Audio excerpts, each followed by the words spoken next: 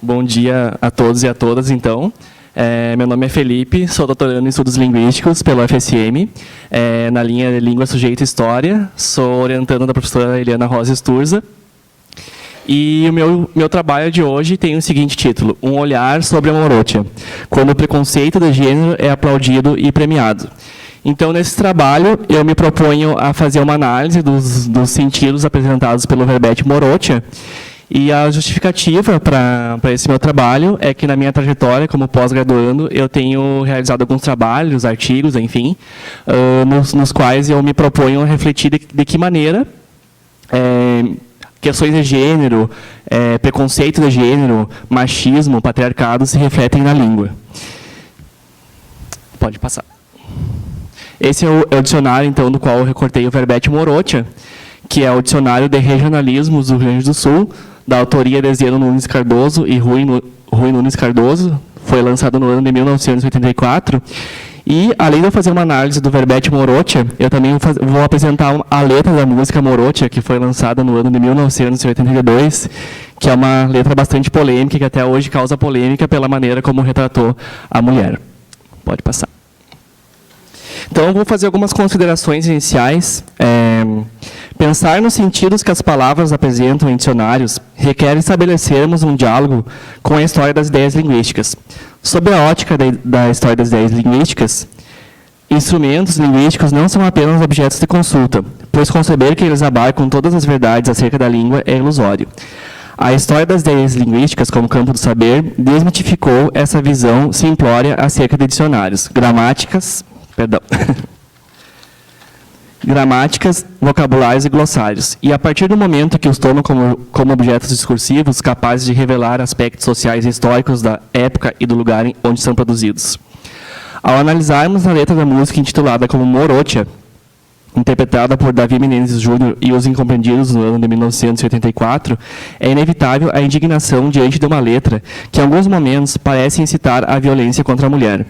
A polêmica música foi lançada na 4ª edição do Festival Coxilha Nativista, na cidade de Cruz Alta, da qual sou oriundo, e terra do Érico Veríssimo também, Rio Grande do Sul.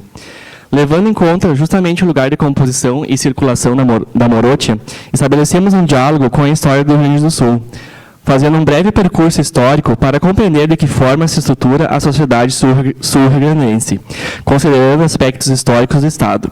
Constatamos um ambiente bélico e patriarcal, de acordo com Érico Veríssimo, onde a figura do homem é bastante enaltecida e a mulher, muitas vezes, relegada ao âmbito do doméstico. Para nosso gesto de análise, apresentamos a letra completa de Morocha e mobilizamos o conceito de designação, proposto por Eduardo Guimarães, com o intuito de pensarmos qual a relação dos sentidos apresentados pelo verbete Morocha com o histórico e o real, e como se dá seu funcionamento dentro da música homônima.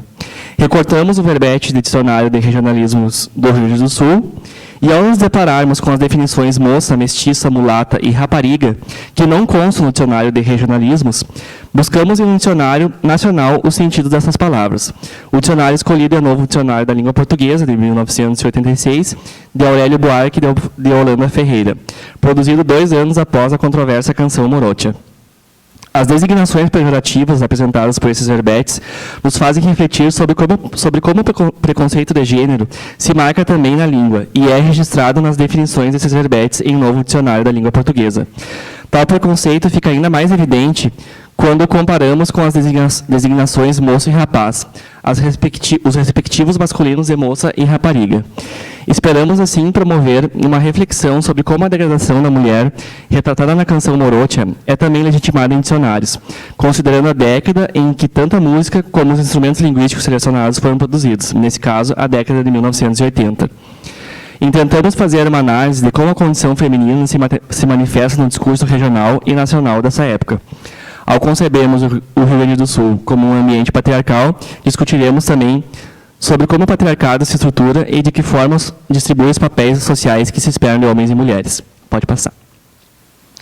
Então, eu trago alguns breves aspectos sociais e históricos do Rio Grande do Sul, que é o ambiente onde se forma essa figura do gaúcho, dedicado à vida pastoril e perfeito conhecedor das lides campeiras, entre outros adjetivos que exaltam sua virilidade e amor à terra.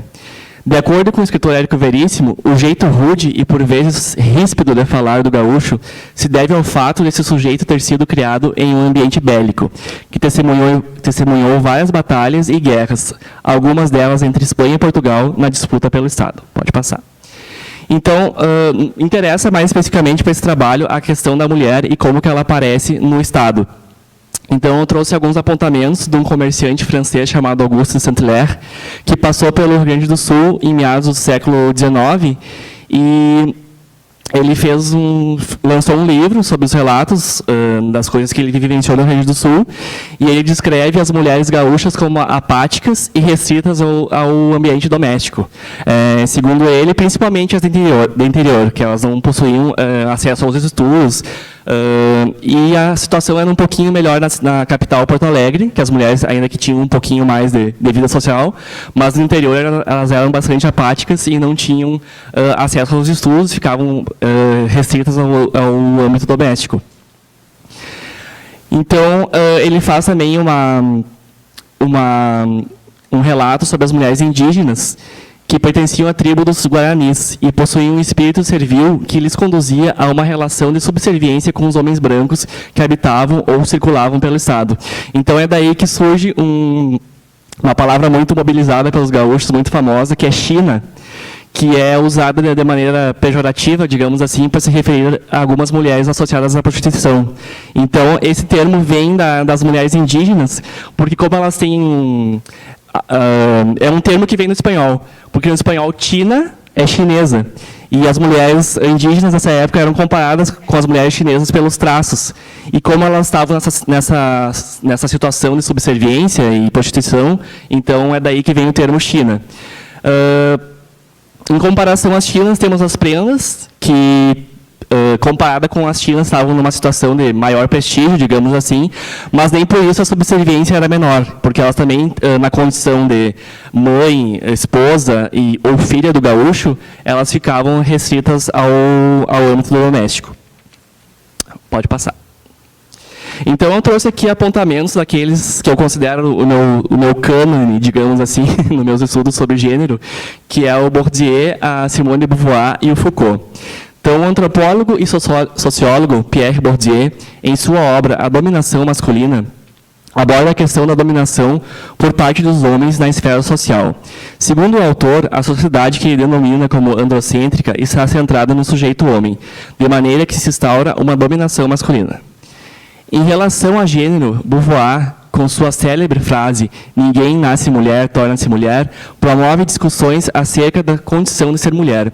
Condição essa que, segundo a escritora, filósofa e feminista, é sempre construída pelo outro. Nesse caso, o outro é o homem ou o macho, ditando para a mulher essa condição de outro e ditando para ela o que é ser mulher. Do Foucault, eu trago alguns apontamentos. Ele resgata, então, a história da sexualidade, partindo de épocas como a Grécia Antiga, passando também por períodos históricos onde o sexo passou a ser considerado tabu. O primeiro movimento, então, seria a antiguidade grega e romana, na qual a sexualidade era livre. Vou fazer também um pequeno apontamento sobre o patriarcado, ou uma sociedade patriarcal.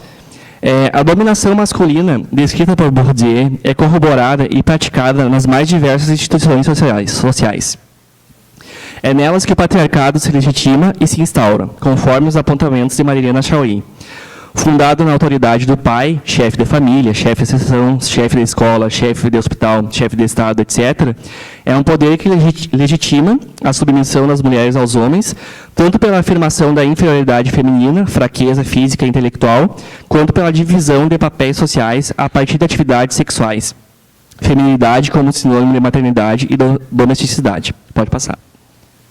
Então, eu chego à análise do verbete Morotia. Então, para analisar esse verbete, eu uso como dispositivo analítico o conceito de designação proposto por Eduardo Guimarães.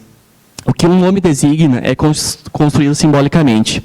Essa construção se dá porque a linguagem funciona por estar exposta ao real, enquanto constituído materialmente pela história. O que uma expressão designa não é, assim, nenhum modo de apresentação do objeto, nenhuma significação reduzida a um valor no interior de um sistema simbólico.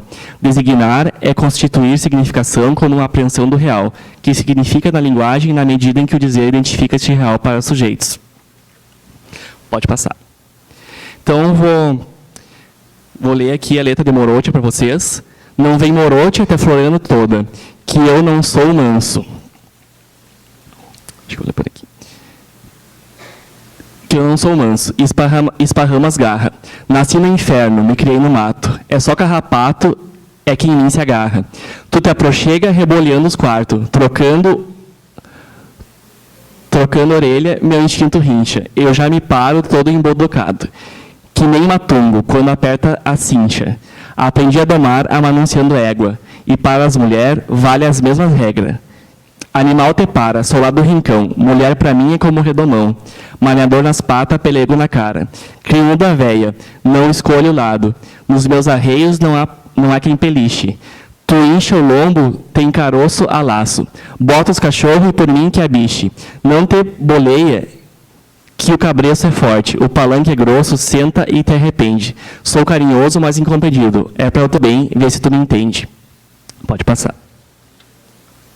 Então, Morotia tem o sentido de moça, morena, mestiça, mulata, rapariga da campanha. Então, numa técnica, num processo que se chama palavra puxa palavra, como essas palavras moça, morena, mestiça, mulata e rapariga não aparecem no dicionário que me serve como objeto de pesquisa, eu fui buscar em outro dicionário, né, que é o dicionário da língua portuguesa. Pode passar. Então, eu fiz um quadro comparativo, vou ler só os principais sentidos. Então, do dicionário de regionalismos gaúchos, Morotia aparece como moça, morena, mestiça, mulata e rapariga da campanha. Então, na técnica de palavra puxa palavra, eu trago alguns sentidos de moça, já do dicionário Aurélio de língua portuguesa. Mulher jovem, rapariga, mulher pública, mulher madura, meretriz, mulher que perdeu a virgindade. Mestiça, nascido de pais e raças diferentes, por exemplo, filho mestiço de branco e negra. Mulata é feminino de mulato e disse de uma variedade de batata própria para assar. Rapariga é mulher nova, moça, adolescente do sexo feminino e meretriz. Então, estabelecemos dessa forma uma relação entre discurso regional e nacional, com os sentidos de Morotia apresentados no dicionário de regionalismo do Rio Grande do Sul. Buscamos em novo dicionário da Aurélio da língua portuguesa as acepções desses sentidos. Constatamos a raça da Morotia, que é mestiça e mulata, filha de pai branco e mãe negra. Pode passar. E, ao aparecer a acepção meretriz, entendemos que a Morotia está na condição de amante, sendo designada também como aquela que já perdeu a virgindade. Em novo dicionário Aurélio da língua portuguesa, ao compararmos os verbetes moça e rapariga com moço e rapaz, é possível perceber como o preconceito de gênero se marca também na língua, pois moço e rapaz não apresentam sentidos pejorativos. Moço apresenta sentidos relativos à idade, como novo em idade, jovem, ou relacionados à sua profissão. Moço de bordo, marinheiro novo, que faz a bordo os serviços de criado de limpeza do navio. Já rapaz tem acepções como adolescente do sexo masculino e homem jovem, moço, mancebo e muchacho. Nessa perspectiva, compreendemos que uma palavra sempre remete a outros discursos. Palavras, então, são sempre parte de um discurso, e todo discurso se delineia na relação com outros. Dizeres presentes e dizeres que se alojam na memória, de acordo com a Eni Orlandi. Através do processo de palavra puxa palavra, relacionamos o verbete Morotia com os verbetes moça, mestiça, mulata e rapariga, estabelecendo, assim, uma rede de sentidos pejorativos em relação à condição de mulher. Com o conceito de designação dos campos da história do Rio Grande do Sul, de que forma as mulheres aparecem e são retratadas. Constatamos um ambiente patriarcal centrado no homem gaúcho. Muitas vezes, os homens gaúchos produzem discursos sobre a mulher, que podem se materializar em forma de canções e composições, como é o caso de Morotia.